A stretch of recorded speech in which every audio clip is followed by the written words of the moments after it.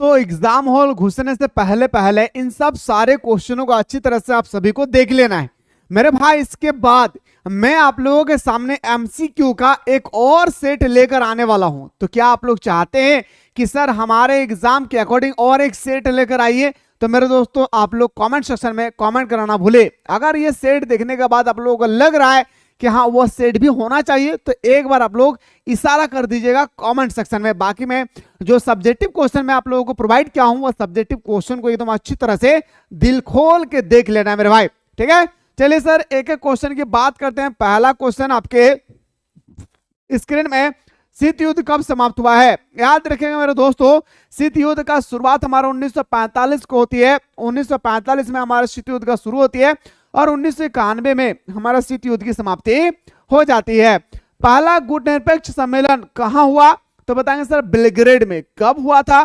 तो 1961 को।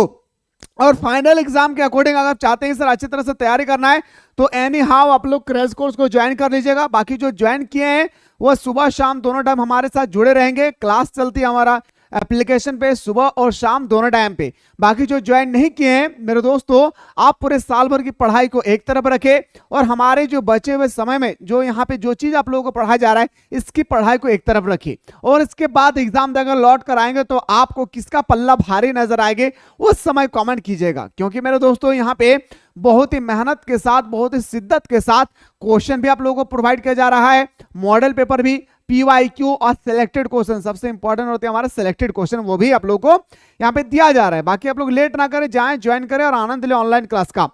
Question number 3 पे बात करते हैं सर कि किस देश ने नाटो अमेरिका के नेतृत्व का विरोध किया था? आखिर सबसे पहला आता है कि नाटो का हमारा जो गठन कब होती है? तो 1949 को। लेकिन मेरे दोस्तों एक क्वेश्चन आती है कि इसका मुख्यालय कहाँ है? तो बेल्जियम की राजधानी ब्रुसेल्स में। याद रखिएगा हमारा जो नाटो है इसकी जो मुख्यालय है मेरे भाई कहाँ पे? बेल्जियम की राजधानी याद रखिएगा ब्रुसेल्स में।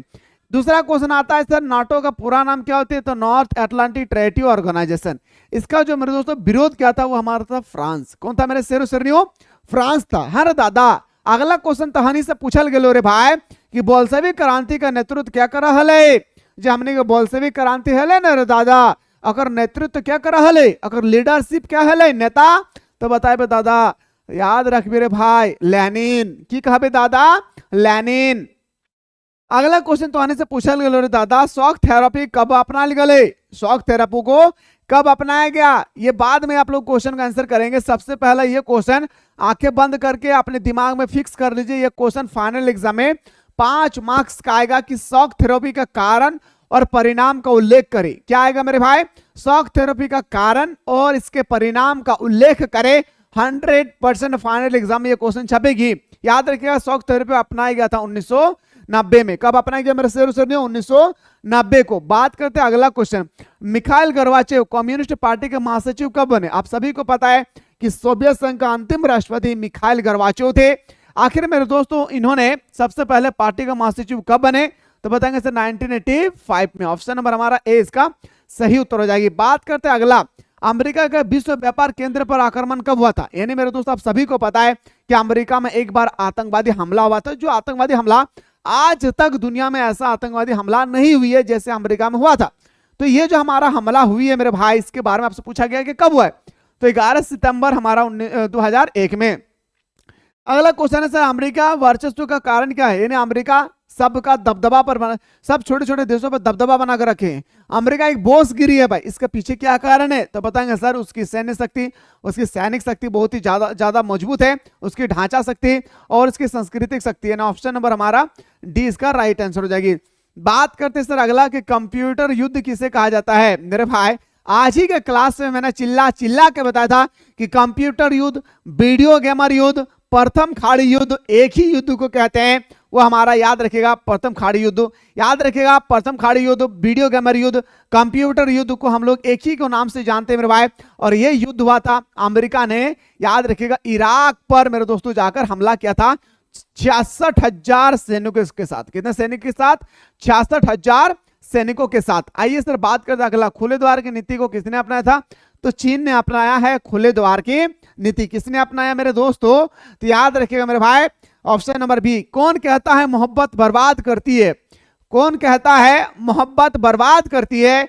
अरे निभाने वाला मिल जाए तो जमाना याद करती है। और कौन कहता है पढ़ाई कठिन होता है, कौन कहता है कि पढ़ाई कठिन होता है, अरे समझाने वाला अगर मिल जाए तो हमारा रिजल्ट याद करती है। इसलिए मेरे दोस्तों समझाने वाला सही ढूंढने की कोशिश कीजिए, पढ़ाई कभी हार्ड नहीं होता है, इस बात को याद रखिएगा भाई, ठीक है। आइए सर बात करते हैं अगला कि किस देश के अंडगा के कारण भारत परमाणु आपूर्ति समूह एनएसजी का सदस्य नहीं बन पाया, किसके कारण भाई, ये पूछा हुआ क्वेश्चन आप ही के पेपर का, तो बताएंगे मेरे भाई चीन। किसका कारण, चीन के कारण। बात करते हैं सर अगला क्वेश्चन है कि आसियान के संस्थापक सदस्य देशों की संख्या क्या है। अगर मेरे दोस्तों आसियान की अगर मैं बात करूं, किसका मेरे भाई, इसी को हम लोग बोलते हैं मेरे शेर सुनियो सार्क। क्या बोलेंगे मेरे भाई, याद रखिएगा शार्क। क्या बोलेंगे मेरे शेर सुनियो, इसी को हम लोग बोलते हैं सार्क, ठीक है, आसियान, ठीक है ना भाई। तो हमारा दक्षेस, याद रखिए मेरे भाई, दक्षेस हम लोग शार्क बोलते हैं, ठीक है। तो आसियान के संस्थापक सदस्य देशों की संख्या आपसे पूछा गया है कि कितना है, तो मेरे दोस्तों याद रखिएगा हमारा ऑप्शन नंबर बी 5। कितना हो जाएगी भाई, को 5 हो जाएगी। लेकिन वर्तमान समय में मेरे दोस्तों इसकी संख्या बढ़ चुकी है, वर्तमान समय में 10 है, पहले हमारा कितना था 5, याद रखना है, ठीक है ना। अगला क्वेश्चन पे आते हैं सर, अंतरराष्ट्रीय न्यायालय कहाँ अवस्थित है। सबसे पहले तो आपको पता होना चाहिए कि अंतरराष्ट्रीय न्यायालय एक्चुअली है क्या। तो ये हमारा यूनाइटेड नेशन ऑफ ऑर्गेनाइजेशन जो है, इसका 6 अंग होती है, उनमें से एक अंग हमारा कौन है, तो बताएंगे सर हमारा अंतरराष्ट्रीय न्यायालय, ठीक है भाई, इंटरनेशनल कोर्ट ऑफ जस्टिस। तो इसकी मुख्यालय कहाँ है ये पूछा गया, तो बताएंगे सर नीदरलैंड का द हैग में। क्या बताएंगे, नीदरलैंड का द हैग में। एक क्वेश्चन आप लोग और याद रखिएगा, WTO पूछे या WHO पूछे, वर्ल्ड ट्रेड ऑर्गेनाइजेशन विश्व व्यापार संगठन, वर्ल्ड हेल्थ ऑर्गेनाइजेशन विश्व स्वास्थ्य संगठन, दोनों का मुख्यालय जेनेवा में है, जेनेवा स्विट्जरलैंड में है, जेनेवा, याद रखना है भाई। अगला, एक ध्रुवीय विश्व में संयुक्त राष्ट्र संघ पर किस देश का सबसे अधिक प्रभाव है। तो क्वेश्चन नंबर जो हमारा 14 भेजते हैं ना दादा, अगर राइट आंसर भेजते कि बाबू याद रख भी अमेरिका, याद रखना मेरे भाई, याद रखना। ऑप्शन नंबर हमारा 20 का 77 हो जाएगी। बात करते हैं सर अगला क्वेश्चन, पर्यावरण की सुरक्षा के लिए पहला अंतरराष्ट्रीय सम्मेलन कहां आयोजित किया गया, तो रियो डी जेनेरियो में। कहां मेरे भाई, बताएंगे सर रियो डी जेनेरियो में, सॉरी भाई Stockholm, I am really sorry भाई, स्टॉकहोम में पहली बार हुआ था, सॉरी भाई, याद रखिएगा। इसका पहली बार जो हमारा अंतरराष्ट्रीय सम्मेलन हुआ था वो हमारा हुआ था कहां पे, स्टॉकहोम में, ख्याल रखना है। अगला क्वेश्चन है सर, ग्रीन हाउस गैस संबंधित है, जो हमारा ग्रीन हाउस गैस है वो एक्चुअली यहाँ पे संबंधित रखते हैं किसके साथ, तो बताएंगे मेरे दोस्तों वैश्विक ताप के साथ। किसके ताप, वैश्विक ताप के साथ। आइए सर बात करते हैं अगला, वैश्विक किस विचारधारा पर आधारित है। वैश्वीकरण जो है हमारे भाई, वैश्वीकरण कहे या आप लोगों का भूमंडलीकरण कहे, एक बार कान खोल के सुन लीजिए, वैश्वीकरण कहे या भूमंडलीकरण कहे, किससे संबंधित है, बताएंगे सर उदारवाद से। किससे मेरे भाई, उदारवाद से ये संबंधित रखते हैं। भारत में किस प्रधानमंत्री ने आर्थिक उदारीकरण की शुरुआत किया था, तो बताएंगे सर हमारा पीसी नरसिंह राव में, याद रखिए किसने, तो बताएंगे सर पीसी नरसिम्हा राव ने, यानी ऑप्शन नंबर डी हमारा सही उत्तर हो जाएगा। राष्ट्र निर्माण की सबसे बड़ी समस्या थी भाई, जो हमारा राष्ट्र निर्माण है इसकी सबसे बड़ी चुनौतियां क्या थी सर, देसी रियासतें, और खास करके अगर मैं बात करूं तो हमारा हैदराबाद का बिरयानी, याद रखिएगा हैदराबाद, और हमारा एक और आ गया था भाई इसके बीच में जूनागढ़। क्या आ गया था, जूनागढ़, क्या आ गया था मेरे भाई, जूनागढ़, इसको याद रखना भाई। कौन कौन आ गया था, सबसे मेन कारण यही था मेरे भाई, याद रखिएगा राष्ट्र निर्माण में जो समस्या आ रही थी ना वो हमारा हैदराबाद, सारे राज्यों को मिला लिया गया था, सिर्फ एक हमारा बचा हुआ था शहर हैदराबाद, वो कहता था कि मुझे मिलना नहीं है, मुझे स्वतंत्र देश चाहिए भाई, ठीक है, इसको मिलेगा स्वतंत्र देश अगला जन्म में। किस ब्रिटिश योजना द्वारा भारत के विभाजन का प्रस्ताव पेश किया गया था या दिया गया था, तो बताएंगे मेरे भाई इसका जो राइट आंसर हो जाएगी ऑप्शन नंबर हमारा बी, माउंटबेटन योजना। किस योजना के तहत, माउंटबेटन योजना। भारत के किस राज्य में तेलुगु देश पार्टी सक्रिय है, तेलुगु, अच्छा नाम सुनते ही हम लोगों का मन में खटखट खटखट आवाज होने लगा। आंध्र प्रदेश और भाषाई आधार पर गठित होने वाला पहला हमारा, याद रखिए मेरे दोस्तों, राज्य है हमारा आंध्र प्रदेश। भाषाई आधार पर गठित होने वाला भारत का पहला राज्य हमारा आंध्र प्रदेश, इसको भी ख्याल रखिएगा, इसकी राजधानी ईटानगर है। क्वेश्चन नंबर 22, भारत में चुनाव कराने के लिए कौन उत्तरदायी है। अच्छा, भारत में जो चुनाव होती है उसके चुनाव को कराने का कौन दायित्व होता है, तो बताएंगे सर भारत के चुनाव आयुक्त, इलेक्शन कमीशन ऑफ इंडिया। आइए सर बात करते हैं क्वेश्चन नंबर हमारा 23 कि भारतीय जनता पार्टी के प्रथम अध्यक्ष कौन थे। भारतीय जनता पार्टी यानी बीजेपी का प्रथम अध्यक्ष कौन थे ये पूछा गया है, तो बताएंगे अटल बिहारी वाजपेयी। और यही हमारा एक नेता था मेरे दोस्तों जिन्होंने नारा दिया था जय जवान जय किसान जय विज्ञान का नारा दिया था। कौन सा नारा? जय जवान जय किसान जय विज्ञान का नारा दिया था अटल बिहारी वाजपेयी ने, और जय जवान जय किसान का नारा दिया था लाल बहादुर शास्त्री ने। बात करते हैं सर अगला, समाजवादी नेता थे, आपसे पूछा गया जो हमारा 24 है भाई, समाजवादी नेता कौन थे? राम मनोहर लोहिया, नरेंद्र देव, जयप्रकाश नारायण। याद रखिएगा ऑप्शन नंबर हमारा डी इसका राइट आंसर हो जाएगी। बात करते हैं सर अगला, मेक इन इंडिया का नारा किसने दिया था? Make in India, digital India, digital शहर, ये सिर्फ झूठी वादा है, ये देने वाला हमारा नाम है, समझ गए भाई, फेकुराम नरेंद्र मोदी। आइए, किस पंचवर्षीय योजना में बड़े युद्धों को प्राथमिकता दी गई थी? आप सभी को पता है मेरे दोस्तों, ये बड़े युद्ध की जब भी बात आती है तो हमारा बड़े उद्योग की जैसी बात आती है ना, हमारे माइंड में पूरा क्लिक होने लगता है भाई। ये हमारा बात करती है हमारा Bokaro steel plant, Rourkela steel plant, Bhilai steel plant, Durgapur steel plant. याद रखिएगा 4 प्लांट की बात करते हैं, और मेरे शेरों शेरियों ये 4 में से 3 प्लांट की जो शुरुआत होती है वो हमारा द्वितीय पंचवर्षीय योजना 1956 से लेकर 1961 में। ठीक है, चलिए, नीति आयोग का गठन कब हुआ था? आपसे पूछा गया। पहले हमारा ये नाम मेरे दोस्तों योजना आयोग था, ठीक है ना मेरे भाई। मोदी आया, आयोग क्या है? आयोग। याद रखना मेरे भाई, मोदी जी आया और कहा नहीं भाई इससे विकास नहीं हो रहा है, योजना आयोग को खत्म कर दिया जाए और बनाया जाए नीति आयोग। मोदी तो मोदी होती है भाई, नाम चेंज करने में आगे हैं, देश के विकास के लिए तो कुछ है नहीं। खैर मेरे नजर में कुछ विकास नहीं है, लेकिन अगर आपके पास है, आप लोगों को नजर में है तो बहुत ही अच्छी बात है। मेरे नजर में विकास का तात्पर्य होती है कि स्टूडेंट्स के हित के लिए काम करना।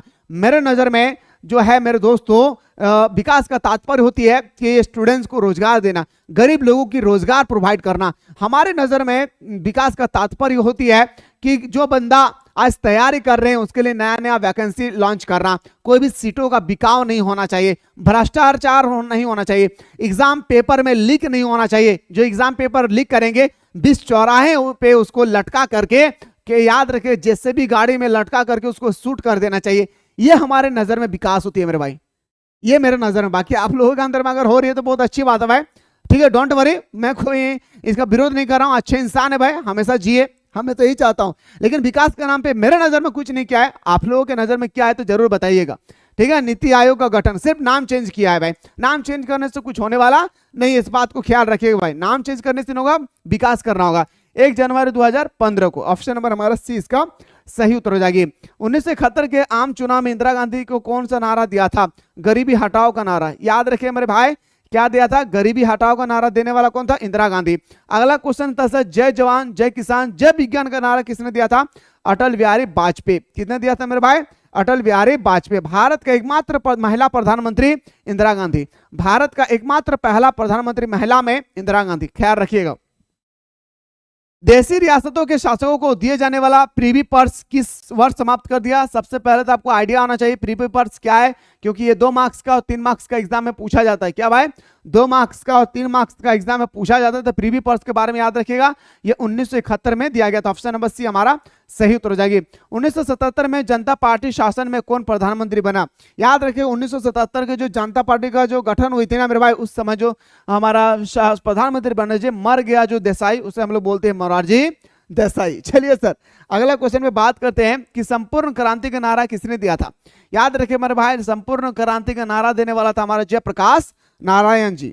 जयप्रकाश नारायण जी ने दिया था मेरे दोस्तों संपूर्ण क्रांति का नारा। बात करते सर अगला क्वेश्चन है, क्वेश्चन नंबर 33 है कि किस संविधान संशोधन को लघु संविधान संशोधन कहा जाता है? तो बताएंगे सर 42वें संविधान संशोधन कब लागू किया गया था? 1976 को। 44वें संविधान संशोधन मेरे भाई ये 1978 को लागू किया गया था। 74वें संविधान संशोधन के बारे में एक बात सुन लीजिएगा। हम सभी को पता है कि देश में मौलिक अधिकार की संख्या कितना है? 6, लेकिन पहले कितना था? 7। एक माइनस करके कहां रखा गया मेरे भाई? तो बताएंगे सर विधि अधिकार में। कहां मेरे शेर सुनियो? विधि के अधिकार में। कहां मेरे भाई? विधि के अधिकार में रख दिया गया है, ठीक है भाई। लेकिन मेरे भाई आपसे पूछा जाएगा कि कौन सा संविधान संशोधन के द्वारा हटाया गया है? तो बताएंगे 44वें संविधान संशोधन 1900 याद रखिए 78। लेकिन पूछा जाएगा कि कहां जाकर रखा गया, कौन सा अनुच्छेद में? याद रखिएगा मेरे शेर सुनियो, अनुच्छेद नंबर 300 क में रखा गया है। किनको? तो बताएंगे सर हमारा विधि अधिकार, संपत्ति का अधिकार को। बात करते हैं सर अगला क्वेश्चन पे आते हैं। अमृतसर मंदिर को आतंकवादियों से मुक्त कराने के लिए कौन सा अभियान चलाया गया था? Operation blue star. याद रखिएगा मेरे दोस्तों, ऑपरेशन ब्लू स्टार। क्या मेरे शेर सुनिए, ऑपरेशन ब्लू स्टार कब चलाया था? तो बताएंगे सर 1984 में। याद रखना मेरे भाई, 1984 में ऑपरेशन ब्लू स्टार के बारे में याद रखिए, क्योंकि एग्जाम में जो है ना क्वेश्चन इससे पूछा जाता है भाई, ठीक है। जब 1975 में देश में आपातकाल लागू किया गया था तब भारत का राष्ट्रपति कौन था? याद रखेगा, भारत में पहली बार हमारा आपातकाल की शुरुआत होती है मेरे भाई कब? 1975 को, ठीक है ना भाई। तो उस समय हमारे देश का जो आपसे पूछा गया राष्ट्रपति थे वो कौन था भाई? राष्ट्रपति उस समय कौन थी? तो बताएंगे सर उस समय हमारा फखरुद्दीन अली अहमद। फखरुद्दीन अली अहमद याद रखेंगे मेरे भाई। और डॉक्टर जाकिर हुसैन, दो ऐसे राष्ट्रपति थे जो इनका मृत्यु उनके कार्यकाल के दौरान हुई थी। अगला है सर मेधा पाटकर निम्न में से किस आंदोलन से जुड़ा हुआ है? जो हमारा मेधा पाटकर है भाई वो कौन से आंदोलन से जुड़े हुए हैं? नर्मदा बचाओ आंदोलन। अगर ऑप्शन में नर्मदा बचाओ आंदोलन ना रहे तो एक ऑप्शन रहेगा आपका पर्यावरण आंदोलन, तब पर्यावरण आंदोलन मार दीजिएगा, लेकिन 99% याद रखिएगा हमारा आंसर होगा नर्मदा बचाओ आंदोलन। इसको याद रखना है भाई। ताड़ी विरोधी आंदोलन कहां से शुरू होते हैं मेरे भाई? तो बताएंगे सर आंध्र प्रदेश, शॉर्टकट में लिख रहा हूं एपी मतलब आंध्र प्रदेश, इसको भी याद रखें। चिपको आंदोलन कहां से शुरू होता है मेरे भाई?